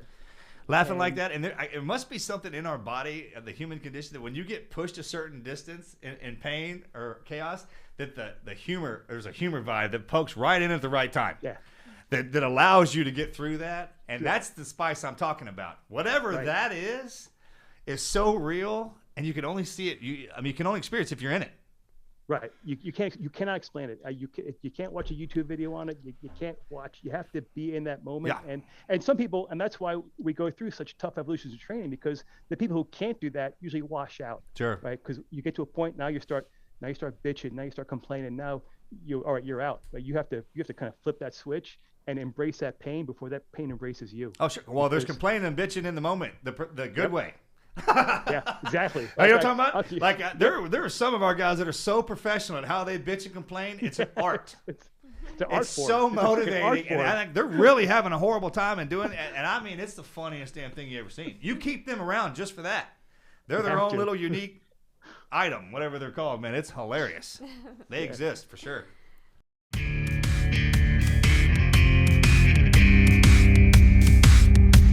We are supported by Mountain Tough, and I can't wait for you guys to hear their founder be on the podcast here in the near future. But they've got a huge announcement. After 2 years in the making, behind the scenes, the Mountain Tough Plus native app is finally here for you, ready to be downloaded on all the platforms, your iPhone, your Android, your Apple TV, Roku, and a ton of other great options. Mountain Tough Plus, if you've never heard me talk about it, is the fitness app trusted by the dedicated, trusted and used by dedicated backcountry hunters, wildland firefighters, law enforcement officers, even the U.S. military special forces. And now you can train on your time, your way, from your phone, tablet, TV, or the internet. Mountain Tough Plus is an all-access subscription giving you access to all the Mountain Tough programs, all new programs, and bonus content. You know, I hate going to the gym and standing there looking at all the machines and going, what the heck am I supposed to do here? I hate that. And with Mountain Tough Plus, they have created the most functional fitness programs ever designed, all delivered to your phone, and it was created by veteran Navy SEALs and Army Rangers. They have made it convenient to go to the gym, do the prescribed workout, and get in the best shape physically and mentally of your life. They've got an incredible ethos, and they believe in a lot of the same things about us, and that is their focus on mental toughness. Everything they do is grounded in one purpose, which is life transformation. If you're looking to increase mental toughness, build muscle, and improve endurance anytime, anywhere, from any device, then I think Mountain Tough Plus is the perfect thing for you. There are thousands of workouts available in the Mountain Tough Plus subscription, and you can start today with no equipment needed. And I love that the most. There's a lot of folks out there who, you know, we all have excuses, right? Like we've all been there and done that. And a lot of us out there don't have access to a gym, or maybe we don't have the budget for that, or maybe we can't get a bunch of equipment. They've got programs for everyone. Those who hit the the gym and heavy weights, and those who like to work out at home with no gear at all. There's guidance for beginners, intermediate, and even elite athletes, and you can stream from any device, your TV, your laptop, your mobile device, your tablet. You can download workouts on iOS and Android, and it is compatible with Chromecast and AirPlay, which means there's no excuse to not get a good workout in. I got a tough question for you. How do you stay a good cop when you're jumping back and forth between both stages, right? Like you said, there was like a big difference between being overseas and then being back on your own streets and having a totally different political way that you can handle that situation. How do you handle that stress? You know what? The same way you handle it overseas, right? Because you're still regulated by laws and morality. Yeah, man. And that's where it comes into play. You have to remind yourself that you have moral courage, spiritual courage, and physical courage, and you have to rely on those three in any aspect of your life, to include your jobs. And luckily, my interactions with either with Iraqis or Afghans are kind of the same reaction I had with the people in the South Bronx. You can smell bullshit a mile away. You make sure that you treat them with respect, but you make sure that you let them know that if there's a fight, I'm going to win, Wow. right? Because I am undefeated, right? You have to be undefeated on the streets, and I am undefeated, right? Because I had to be, because lives depended on it. So you just you're guided by the Constitution, you're guided by laws, but more or less you're guided by your own morality, and that's stemmed from my mother. The first day I went out to work as a cop, she's sitting there, tears in her eyes, and so I'm walking out. She's like, son, remember to be just. That was it. She summed up 8 months in the academy in that one sentence: remember to be just. And that's the guiding light right there. You can't beat that. I mean, there's the code. There's morality. Like, laws are the collective morality of all of our people. That's what you have to follow. And then there's the military code that we have to follow, and then there's a street code that each individual neighborhood follows. Right. Oh, there's lots of gray lines. Like, yeah, man. There's all we through push that. the gray lines all the time. That's like, where we're the I gray have looked man. away, Yeah, the gray man, for sure. And when somebody steps out of that car that's badder than you, you will settle down. And the barking and yelling and screaming, and that's part of it. We get that. Sure. But if the collective morality, if like with our leadership, if they're not enforcing that code, then the streets won't follow it either. No. And that in itself weakens the law enforcement. No matter how powerful. I'm a representative of the people in New York. Correct. Or the country. And the cops that affect are the ones that aren't supposed to be out there on the streets. We know I'm talking about, like, if you get beat up anywhere. No matter if you don't have that badge and gun, no one would listen to you. Right. And I'm sorry, the law of the streets dictates that's a thing.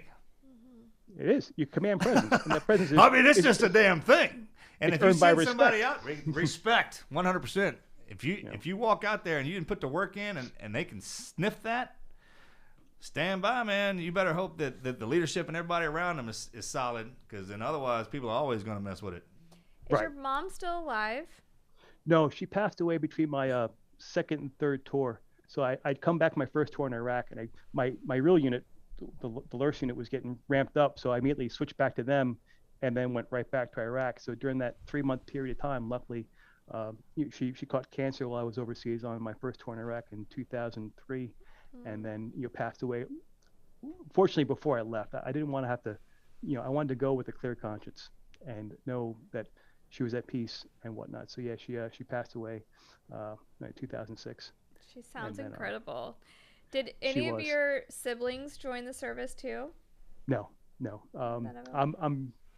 I'm fairly unique from my generation, right? Because even in the New York area, there aren't that many veterans up here. Like, it really is a local business when you come down to it. Really? Like, you won't find a whole lot of veterans. Huh. Or my friend, if it wasn't for me, my friends wouldn't know a veteran. And I have Wow. quite a few friends, and they wouldn't know a veteran. But just a couple of weeks ago, my cousin, Sean, and a good friend of mine's son, Shane, went to the Marine Corps. Oh, wow. And so that next generation, I never pressured them. They came to me for questions and advice, but I never want to pressure someone to follow quote unquote my footsteps. Right. And I don't know if maybe if I was a motivation or not, don't know. But they stepped up. Shane comes from a Marine Corps family, and Sean, his grandfather was an Irish immigrant, was my dad's brother. So there's that next step, stepping up in there. That's awesome. Do you have kids? No, stayed single the entire time. Almost got married a few times, but probably for the better. Be given my career choices. Yeah. Lots of divorced cops out there, and it was a tough. It would have been a tough. After 9/11, I knew kind of what my future was going to be like, and I knew it wasn't going to be very good for anything else but going to war, coming back, Oh, and sure. going to war and coming back. Yeah, So, we made sure we stayed single for that too. right, so. I was a rule in our family: no wife, no kids, 0 to 40. I didn't make it. She rolled into my life, but definitely while you're in. Them old boys Right. that get that done are special. So are their ladies. That's the hardest detail right there, is being immense pride, and for those who mad- actually can go so much through it, respect for that. Respect, mad respect. So you're much still respect. not married? No, I'm still, I'm working, I'm enjoying being the retired life now. I retired from the military last year, retired from the police department, 3 years ago. So I'm catching up on a lot of work, and then working through that transition, right? Because that's huge. The transition's big. 'Cause I say for every 10 you're in, it takes 2 to detox. So really come down off that ladder. I'm coming from two I know. two very, very hard identities, and that scared me, right? That really did scare me That's a bit crazy. because I know of the horror stories Right. of guys leaving both services because there's such a strong identity with them, and I didn't want that to be me. And sure, it almost was, but I remember an old timer tell me really good advice when I first got on the job as a cop, and it applied to the military as well. He's like, "Look, kid," he's like, "someday you're going to take that uniform off. So don't let your identity be that uniform, right? Because you're going to take that uniform off, put it away, and then you're stuck with the guy who wore it. And if you don't like him, you're going to have a very hard retirement." So I made sure to try and find like what my identity was, and it wasn't the uniform itself. It wasn't the power or whatnot. It was the fact that, and I didn't really realize this until later on, is the camaraderie. It's the sacrifice to something greater than yourself, and it's the physical, moral, and spiritual challenges that those careers faced me. And so now I spend my retirement life looking for that, and they're out there. So if you're retired or you're thinking about retiring out there, guys, it's like they're out there. You can transition and find those same things that got your blood pumping on the outside as well. Not What do only you that, do? there's avenues and I mean all kinds of stuff. That's the Huge. best part about our generation. It's like our skins. My Right. kid plays this game called Fortnite. Man, they changed. Yeah, the skins Fortnite, out on. hell yeah. You know what I'm talking about? And- Axe plays that. You don't play that. Axe played that first. I'm Yeah, sure. right. Axe Exactly, plays yeah, that, absolutely. Yeah. And I mean, it's for us, like when we're we're like, well, all right, when I was having to go underwater, I had a different type of skin. When I was in the desert, and then like with firefighters, police officers, military, it's just like, hey man, transition out of that one uniform, and you can look back and see what you're capable of. Yeah. Yeah. Like there's no telling. I mean, we're a bunch of everything. To try Yeah, to we can say do like, anything- oh, we can do I anything. did. Yeah, man, that's not a thing anymore. You can't do that. No. You can't even probably think like that, man. It's like you're just different. It's like you only got one day down here. What do you want to do for that day? Be that. Right. So what are some of the hobbies that you do that you would suggest to other veterans? Sure. So, first and foremost, we like physical challenges. So I think that's why, things like CrossFit. My buddy Ryan Hansen owns a CrossFit gym nearby. So that group suffering is a thing. It's a thing. And Yeah. civilians are realizing it now, right? That's why all these adventure races Oh, and yeah, CrossFit was so droves. popular. Hell, we were doing that back in like '92 in a Are sandpit you in kidding me? Georgia. You make money Right? whipping your ass like that, man? Yeah, Terrible. like folks are paying to go to Buds now. Can you believe that? That's amazing. I know. Good, So I good do for them. that, and then again more challenges. So I am by far the oldest guy in the Hendo Gracie Warwick Jiu-Jitsu School up here in Warwick, New York, led by Dave Maver. I walk in at 50 years old, and I'm rolling with kids literally half my age, and I get my ass handed to me every single day by kids half my age. Oh, that's But- humbling. Yeah, that happened to me. 17-year-old purple belt turned me inside out one time. I'll never Oh, forget it. just, I got 17-year-old blue 17 belts are tearing me up. They're terrible. But Those purple belt 17-year-olds. Them dudes, if that combo walks on a mat with you, walk off. He's gonna tear you up. But again, it's that challenge because what right do I have to complain? Like I have both my legs. I'm alive, and I've been blessed and lucky throughout my entire career. So yeah, stepping on the mat is a victory for me, just right there and then, because I am blessed enough to be able to do this when I know for a fact I got friends out there that can't do it and friends out there that aren't around anymore to do it. So it's up to me to continue doing this.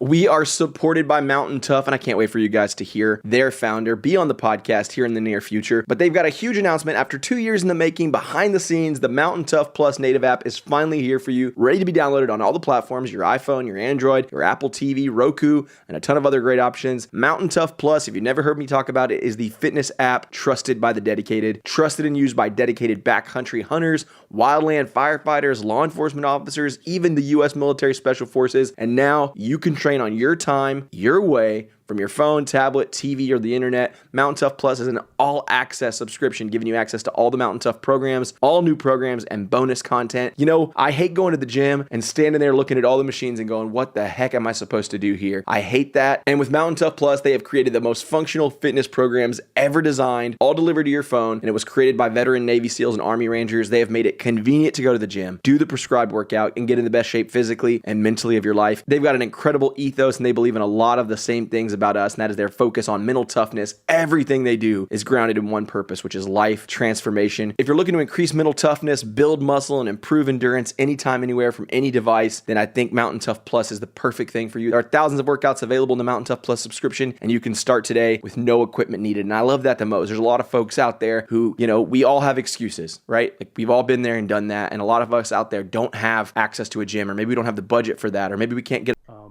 and that's what gets me up those stairs, is gets me on the mat, that gets me sweating, because pain means I'm still alive. Oh yeah. And that's huge, because that's part of my identity. Was I was always in pain in the military. 80-pound rucks, night jumps, long movements.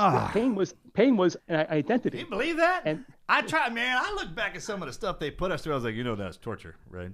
I mean, leaving us underwater that long. You think that's funny? I didn't think that's funny now. I think funny. I mean, that's cool I back went to then. school, and they told me I had to punch me face, and they proved it. Right? Like, wait a minute, this is a thing? And you're like, it sure is, man. Oh, it's so good. But the thing about it coming out, it's like not what you, because you have all the skills. Yeah.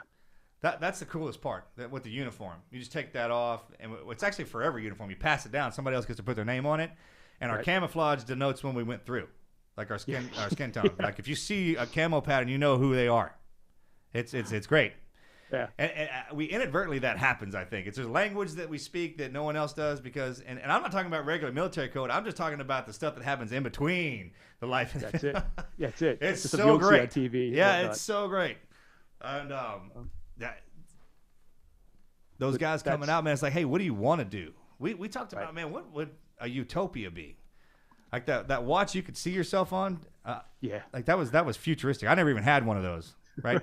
That phone right there, you could touch a picture and it shows up. So we're living in our fantasy world. It's crazy. Yeah, as veterans, plus the last 20 years, we've been forced to adapt so quickly to such an ever-changing environment, so dynamic on the battlefield that, nothing to take away from World War II or those other wars, but it was fairly linear and fairly like, hey, get to Berlin and you're going to win. Our events were, hey, this block you're doing this thing, that block you're doing that thing, that province is all fine, but that province is on fire. You were wearing multiple hats, so you can do that on the outside world and run circles around people. Yeah. Just have to get there and believe yourself and know that you're bringing in skills that, mostly it's your heart, right? And it's your motivation and what you have up here in your head. It's a great thing. All right, so what now? How can people, man, keep up with you? What can we do for you? Because we're gonna push you out, man. Once you get done here, it's so. I tell you what, there's a great. I belong to a great club. It's called the Round Canopy Parachute Team, RCPT. They're down in Florida. It's a bunch of veterans. Where's that Navy, at in Florida? Air Force, Palatka, Florida. And, was it? What's it called? They jump. Palatka? Where's that? Palatka. It's just about north. It's north of Orlando, south of Jacksonville, and it's a 501(c)(3). That sounds like a New York word. Palooka? What was that? Palatka. Palatka? And the RCPT, it's a great veterans organization. We actually jump. You can come down non-qualified. We'll put you through a jump school and get you up doing stack line jumps out of C-47s, out of Hueys, out of anything that flies. Where y'all get? You got guys that are flying down there? Yeah, we'll bring in aircraft. We're bringing in a couple of C-47s. Oh, that's cool. So you got boys coming in to jump. fly. Oh, that's nice. That's cool, man. So it's a great place for veterans to go. And for like a weekend or for a couple of days, you're around your own kind doing crazy stuff. Now that's a VA party, it is. You know what I'm talking about? Like you want to get the boys together around the bar, yeah, but get the helos out and that's cool. That's what happens. And they have literally saved lives, because it's someplace where you can go, you can be a Joe again for a weekend with some crazy dudes that like jump out of airplanes, swap stories. We'll bring in speakers. Sure. Speakers. That's a thing. And it just you have to. I mean, the wife lets me do that. Still do that.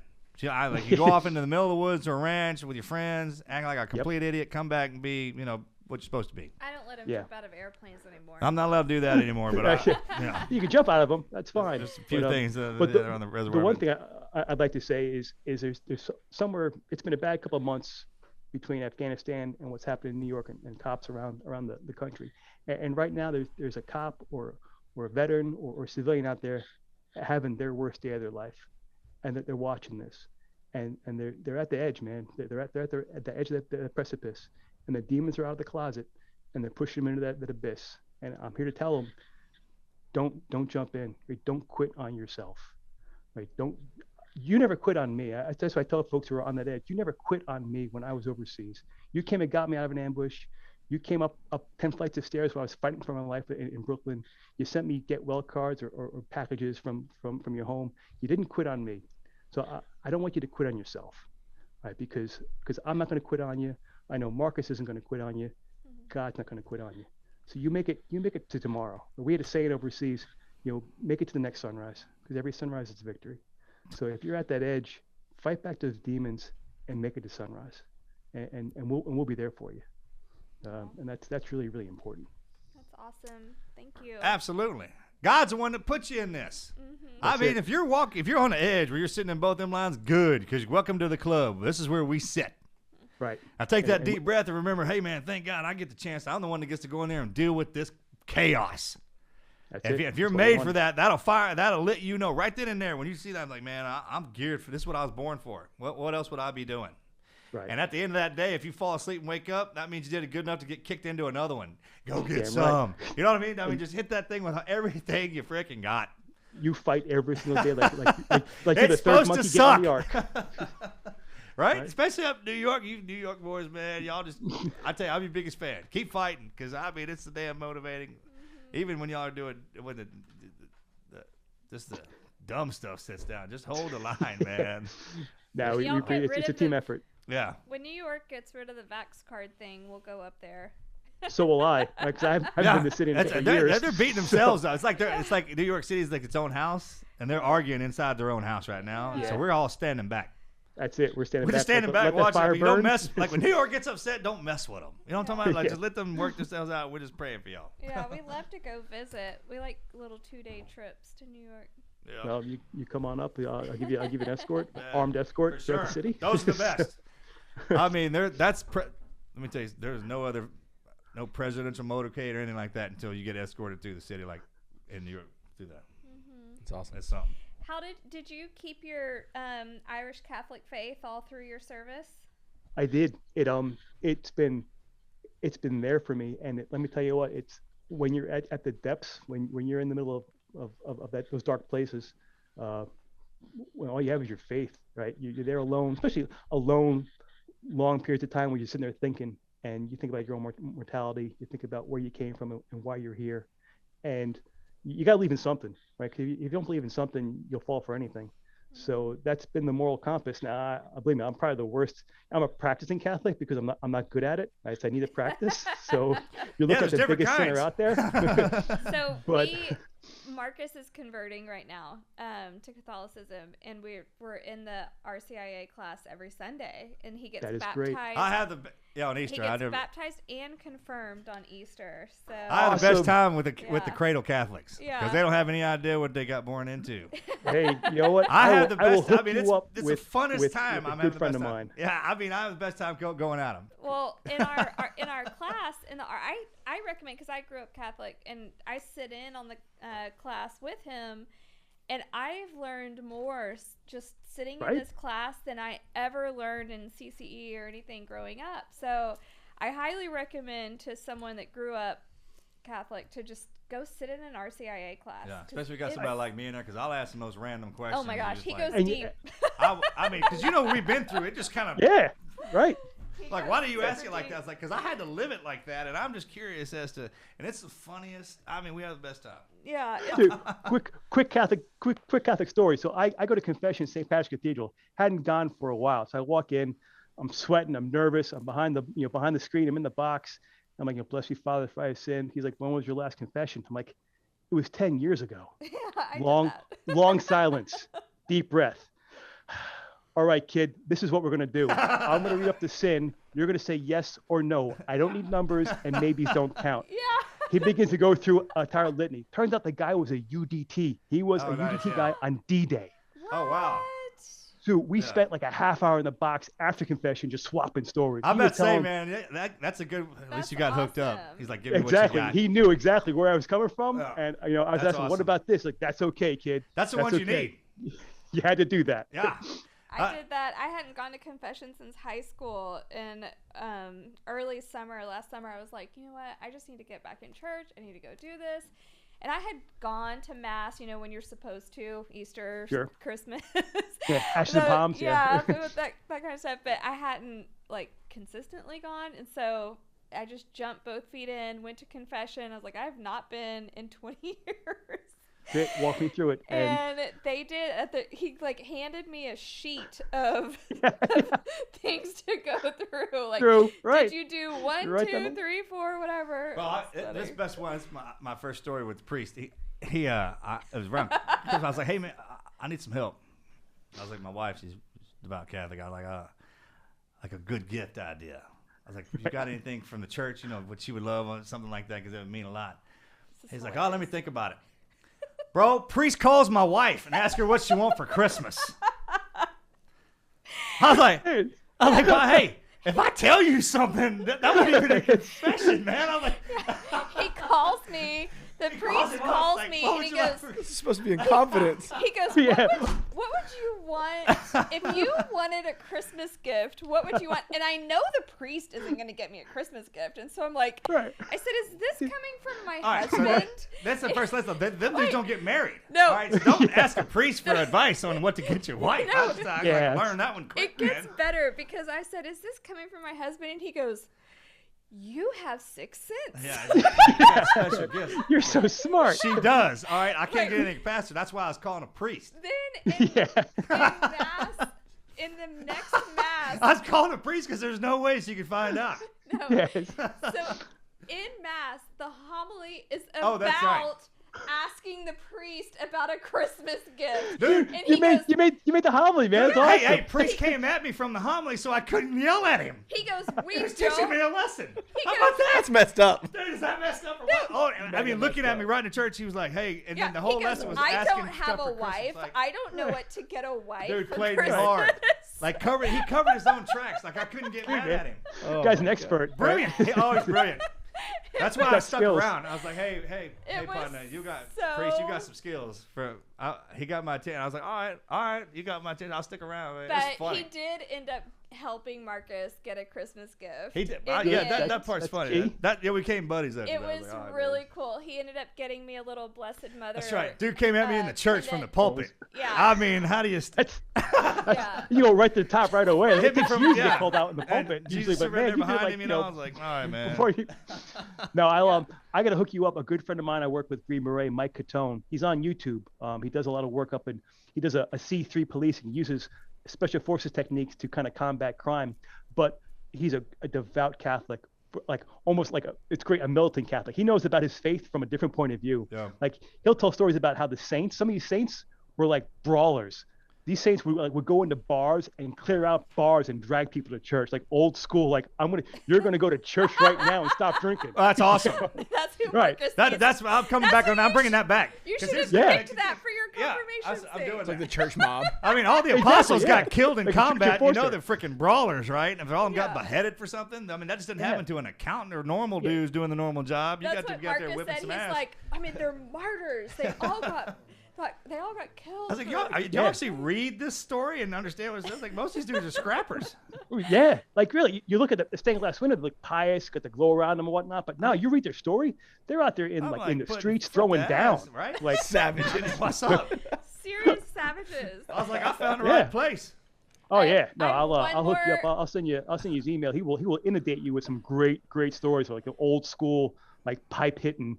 That would be Or awesome. dudes that- There's one more really funny Catholic thing that I have to tell you that Marcus did. When I would go up to get communion, Marcus would follow me, and I told him to keep his hands Your hands are crossed right, on right. his Oh, chest. you were talking about. Oh, so this was before This we is really bad. got to know the priest. This is early on. Like, Marcus wasn't in RCIA yet. And he walks up, and right before he gets up to the priest, he puts his arms down. And so like- he hands him the host, and Marcus God. grabs it. And Marcus is looking at him like, I don't think you were supposed to do that, but okay. And he's going towards his mouth, and the priest goes, "Are you Catholic?" And he goes, "I'm working on it." Dude, hey, he took it back from And me. he says, "Give it He back." took it back from me. yeah, No, yeah, all we right, got this is rules, what son. happened. We got All right, rules. first of all, she's like, go up there and do this, and then no, put your hand. Then my mother-in-law would be like, no, put your hands down by your side. Oh, yeah, I'm up there doing the Macarena. I'm not kidding. Yeah. Man. It looked like the I was chicken dance. making fun of him, and then he takes it back from me. Oh my gosh. Well, right before that, I went in Indian to, giver. like I was asking, No, he I was like, is there anything I could do around the Made him church give it back. or something like that? And the lady Sure. goes, she goes, "You're Mark Wahlberg, aren't you?" And I was like, well, I was like, he was my stuntman. I was like, he's a Catholic. We started kind of talking about that stuff. Yeah, She's like, oh, he's Boston, he's a yeah. magnificent Catholic. Awesome. That's the word. I was like, wait a minute, is there a competition? Yeah. She's like, Those well, you Boston can be a Catholics are good tough, one. And I was yeah. like, well, I'm out Catholic all of you. That's what Marcus said. I'm going to out Catholic. I was like, I didn't know Wahlberg. there's a competition. I was like, what do I got to do? There's a prize. Because if Wahlberg's in it, I was like, I'll go after him all day. I get first place. This is I great. was like, wait a minute, what is? Yeah, Yeah. I've been having a blast with it ever since. It man. was so funny. Marcus comes around. Freaking the corner, dude took he that goes, thing back from me. He's like, get it. Like, no, Oh. no, you're not in the club yet. I was like, In I'm coming back. time, I'm in coming back for time. that later. Yeah. So yeah, that's Oh, where that we're is at great. Isn't now. it funny? I mean, total Macarena. I didn't have my hands down. Right, yeah. I was trying to look Yeah. back at her. I was like, what the hell am I supposed to be doing? I think I even said hell in church. I was like, sorry, padre. Doing the hocus priest? pocus. What am I supposed to call you? Priest, father. Yeah. Yeah. Father. That's the one thing Yeah. about a good Catholic mass is you'll get a workout. You're standing, you're kneeling, you're sitting, you're standing, you're kneeling. Yeah. It's like a CrossFit workout. They do that so the kids don't fall asleep. It's brilliant. I noticed that. Wisdom there. Yeah, there is. It's like Oh as soon my as you're about to gosh. pass out, like, on your knees. Even Yeah. Marcus's mom is doing it, so they're doing it Wow. together, and it's super special. So That's great. No, it's when I went in for the NYPD did a psychological test, I walk in, and they're like, the question, why do you want to be a police officer? I'm like, well, look, I'm Irish and I'm Catholic, so it's either this or become a priest, and there's no way I'm becoming a priest. Right. So It's this is it. firefighter, police officer, or priest, right? And That's then- it. Those are my choices. Or you knocked out the army thing, so Yeah. you're next. So I knew that was true. That's what we think. I mean, like all rednecks down here ride horses and do all that. Yeah, we still do all that. Like Yeah. if you're in the New York, are you a firefighter or a police officer or a priest? Yeah. Because I know you got one in your family. I do. Y'all all eat dinner around the table on Sundays. You argue back and forth. I mean, the whole time, my first time up in New York, I thought y'all were screaming at me until I realized that's just how y'all talk. Kind of loud. Yeah, boisterous, loud. clap I mean, their it's like hands. because down here we don't. Well, the Right. way I got him to even go to the Catholic Church is I told him that it's kind of like the SEAL teams of denominations. I was like, you've got your hierarchy. Yeah, she broke it down on me like that. She's like, I was like, you've got your officers, Alright. and you've got your, COs, you've got rules, you've got training. Right. You have to have training for every sacrament. oh, yeah, she and- broke down like the martial art way too. She's like, Yeah. you like to train the traditions and why they? I was like, yeah. She's like, well, that's what this is. I was like, all right. It's all old school traditions. Throw some Latin while you're Yeah, in right. there. Right. Speaking foreign language. Yeah. It's So. no, that is so good for you, man. Like I say, again, my mother was the beacon of faith in the family, and she's the one that, again, she would tell us stories of growing up and how important church was. Even she grew up in the rural mountains of Ireland, of Donegal. You talk about rural, and but you went to mass no matter what every Sunday, and she would often talk about the day she got a pair of black patent leather shoes for Christmas.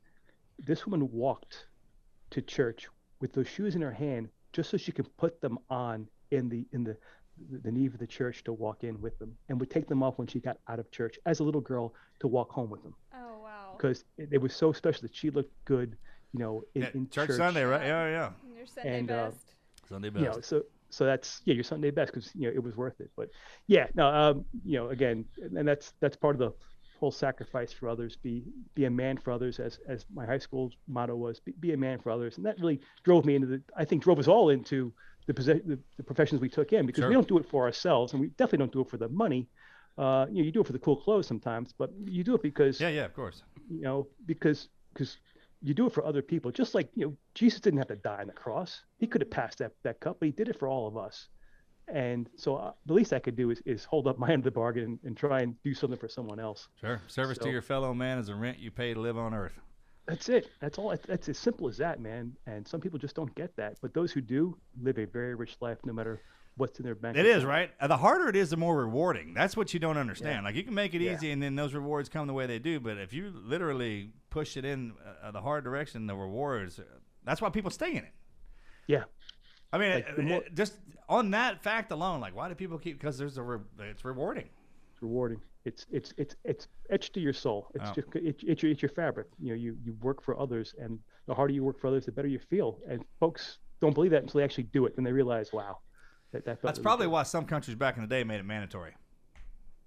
Right, to kind of impose. Hey, Right when you're you know, coming out of and we- high school, it's like, yeah, hey, go in there and help somebody for a little while. right. Sure. You know. You could see why they would do that, because it just gives you a perspective that you can't teach in a book or explain. Like, I don't know why this does this. It just does.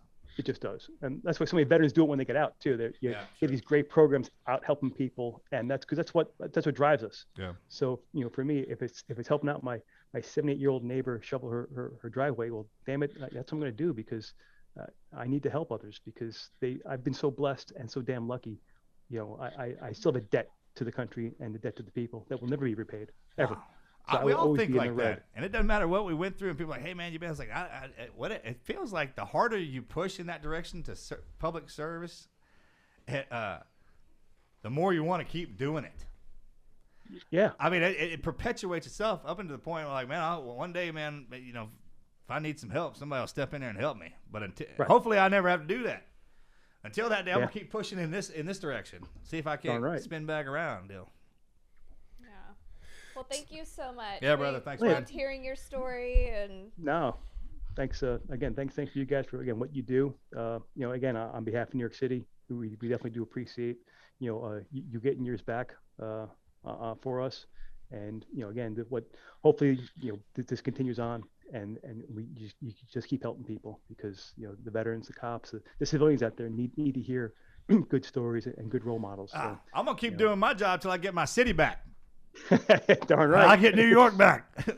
You'll know when that happens. I'll be up there. Marcus It's all is yours, like from man. the pecane sauce commercial. New I know. York City. Man, I tell you what, I'm Spider-Man, just go on. Just get me up there.